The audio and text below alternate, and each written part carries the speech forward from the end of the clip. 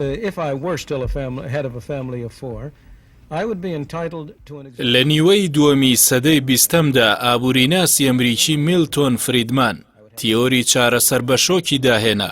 نێوەڕۆکی تیۆرەکە بریتیە لە هەژانێکی گەورەی ئابووری بۆ کردنەوەی دەرگای ئابووری وڵاتان و سەپاندنی هەژمۆنی کۆمپانیا گەورەکانی وەبەرهێنانی پیشەسازی نەوت و گاز و کانزاکان.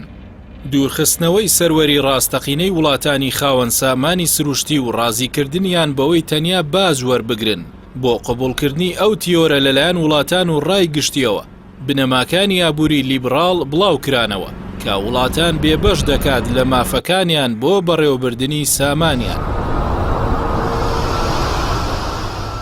ناعۆمی کلاینی مامۆستای ئابووریناسی سیاسی لە کتێبەکەی بیری شۆک و بەرزبوونەوەی سەرمایەداری کارەساتەکاندا کە لە ساڵی 2009 بڵاوی کردەوە لەبارەی تیۆرەکەی فریدمانەوە سەرنجی هەمووان بۆ سەرمایەداری ئەمریکی ڕادەکێشێت کە ژمارەیەک خوێندکاری لە جیهانی سێم و بۆ خوێندنی ئابووری هێناوە بۆ قوتابخانەی شیکاگۆ و دوای ئەوە گەڕاونەتەوە بۆ وڵاتەکانیان و بە ئامۆژگاری و ئاڕاستەی بانکی جیهانی و سندوقی دراوی نێودەوڵەتی پلەپۆستیان وەرگرتووە و ئەوەی لە قوتابخانەی شیکاگۆ خوێندویانە بە حەماسەوە جێبەجێیان کردووە.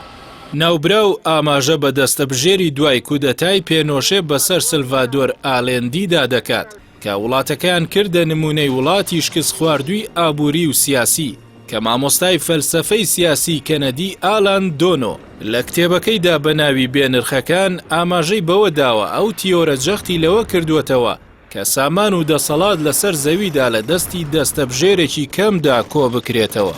لە دوای جێبەجێکردنی ئەو تیۆرە جیاوازیە چینایەتیەکان سەریان هەڵدا و سیستمە سیاسیەکان شۆکیاندادا بۆ زەوتکرانی سامانەکانیان لەلایەن کۆمپانیا زەبەلاحەکانی سەرمایەداریەوە.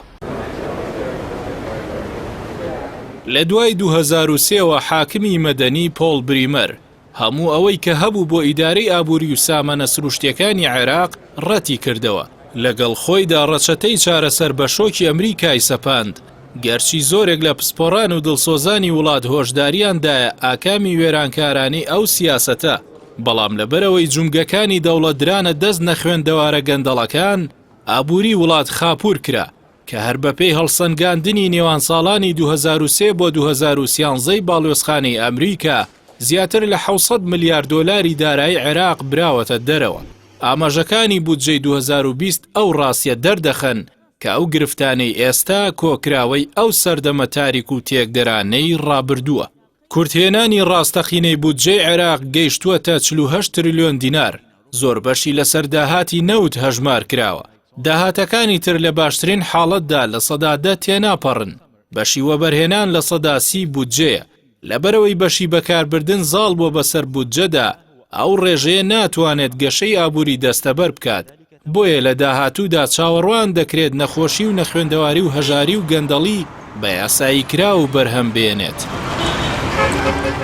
هەرێمی کوردستان وەکو بەشێک لە عێراق و بووکەڵەی گەمەی کۆمپانیا زەبەلاحەکان دەمێکە کەوتووەتە سەر هێڵی شۆکی ئابووری و سیاسی بۆ لە ناوبردنی هیوا و ئاواتی گەلەکەی بۆ گەشەی هەمەلایەنە.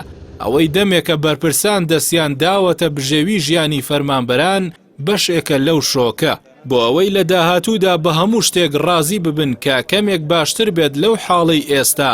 چارەسەر بە شۆک لە هیچ وڵاتێکدا سەر ناکەوێت ئەگەر دامەزراوە زەبەلاحە نێودەوڵەتیەکان لە پشتیەوە نەبن، وەکو سندوقی دراوی نێودەوڵەتی و بانکی نێودەوڵەتی و ڕێکخراوی بازرگانی جیهانی.